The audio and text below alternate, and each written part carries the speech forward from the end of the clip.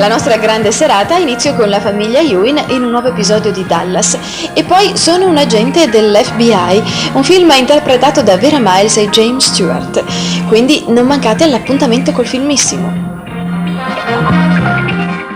Bentornati in soffitta. Oggi rispolveriamo i ricordi di un'icona che ha attraversato gli anni 80 e 90 con fascino, sensualità e un pizzico di follia. La carismatica Eleonora Brigliadori. Prima di iniziare, se vi piacciono questi viaggi tra cinema, bellezza e malizia, iscrivetevi al canale e lasciate un like. E, ovviamente, scrivetemi nei commenti quale attrice vorreste nella prossima puntata. Sai che credevo non mi potesse più capitare? Una cosa del genere è proprio come vivere in un sogno bellissimo, meraviglioso. È così, una favola. Forse sì. Eleonora Brigliadori nasce a Milano il 18 febbraio 1960 e sin da giovane incanta il pubblico con il suo fascino irresistibile. Il suo percorso nel mondo dello spettacolo inizia come modella, ma il destino le riserva un palcoscenico ben più grande, la televisione. Nel lontano 1977 appare per la prima volta in TV come telefonista nel celebre programma Portobello, condotto dal mitico Enzo Tortora. Una presenza che, già da allora, lasciava intravedere quel mix di eleganza e audacia che l'avrebbe resa un volto noto e inconfondibile. Ma fu nel 1980 che Eleonora conquistò definitivamente il cuore degli italiani, esordendo come annunciatrice per il neonato Canale 5.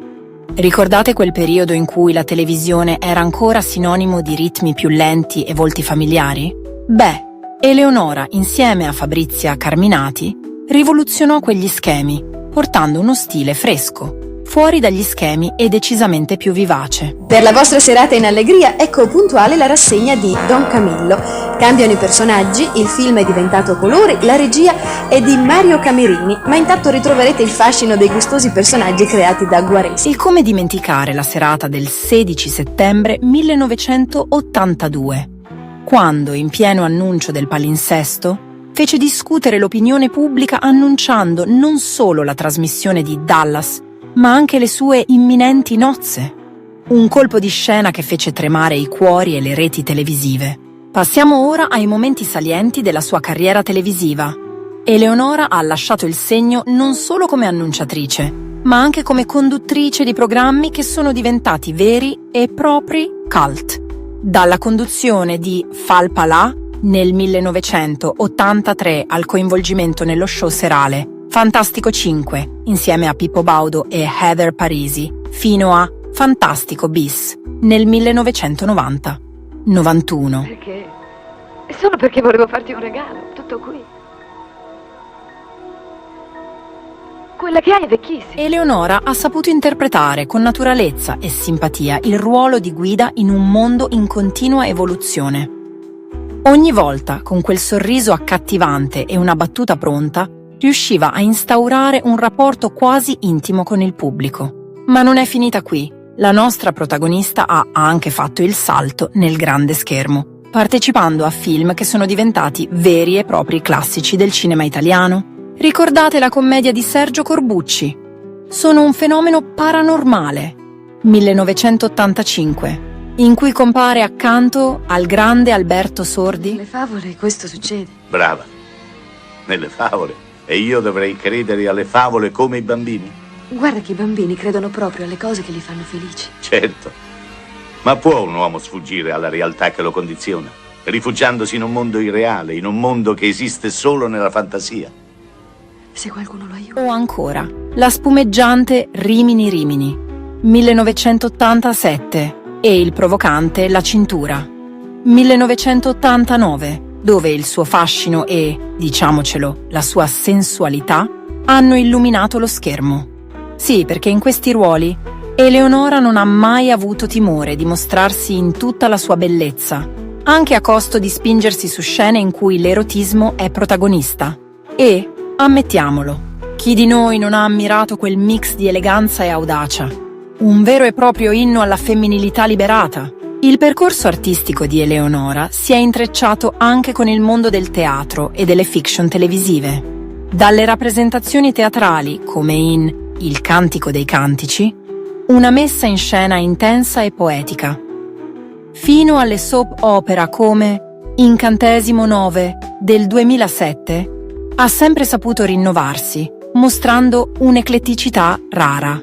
E non dimentichiamo il suo ritorno sugli schermi negli anni 2000, con partecipazioni in film come Notte prima degli esami, 2006, e la sua avventurosa esperienza come concorrente in reality show, tra cui la celebre L'Isola dei Famosi, nel 2011, dove ha incantato e allo stesso tempo fatto discutere il pubblico. Certo, come spesso accade ai grandi personaggi, anche Eleonora non è stata immune da polemiche e dibattiti accesi. Il 2007 fu un anno particolarmente movimentato. In un gesto che cercava di unire arte e protesta, si rese protagonista di un episodio di vandalismo, imbrattando una scogliera in Gallura. E poi, più recentemente, ha preso posizioni piuttosto discusse in ambito medico, sostenendo teorie che hanno acceso il dibattito pubblico. Insomma, Eleonora Brigliadori non è solo una figura di bellezza e sensualità, ma anche una personalità che ha saputo generare discussioni, spingendo il pubblico a riflettere e a volte a mettersi in discussione. Oltre alla carriera professionale, la vita privata di Eleonora ha sempre suscitato grande interesse. Sposata con l'imprenditore Claudio Gilbo, la coppia ha 3 figli e nonostante le luci dei riflettori, ha saputo mantenere una certa discrezione sui dettagli della vita familiare. Questo equilibrio tra vita pubblica e privata, tra glamour e quotidianità, ha reso Eleonora un personaggio ancora più umano e vicino al cuore degli italiani. Riflettendo su tutta la sua carriera, possiamo dire che Eleonora Brigliadori ha saputo reinventarsi più volte, attraversando decenni con la stessa grinta e determinazione. Dalla televisione agli schermi cinematografici, dal teatro ai reality, la sua versatilità è un esempio per chiunque voglia lasciare un segno nel mondo dello spettacolo. E, sinceramente, ogni volta che la rivediamo o la risentiamo, c'è sempre quel pizzico di ironia e quel tocco di provocazione che ci fa dire «Ehi, ma questa donna sa come far parlare di sé». Prima di concludere questa puntata, vi invito, cari soffittari, a condividere con noi le vostre impressioni. Avete una scena o un ruolo preferito di Eleonora? Oppure c'è qualche aspetto della sua carriera che vi ha particolarmente colpito? Scriveteci nei commenti e, se questo episodio vi è piaciuto, non dimenticate di iscrivervi al canale La Soffitta di Pippo e di lasciare un bel like. Ogni vostro feedback è un incentivo a portarvi altri contenuti ricchi di storia, aneddoti e, naturalmente, un po' di quella malizia che ci contraddistingue. E con questo concludiamo il nostro tuffo nel mondo carismatico di Eleonora Brigliadori. Grazie per averci seguito in questo viaggio tra glamour, cinema e un pizzico di provocazione. Restate sintonizzati per la prossima puntata, dove un'altra figura leggendaria del panorama italiano ci regalerà nuove emozioni e tante curiosità. Vi saluto con affetto e vi auguro una splendida giornata piena di luce e, perché no, un po' di sana audacia. A presto e ricordate, la bellezza è nei dettagli e ogni dettaglio merita di essere celebrato.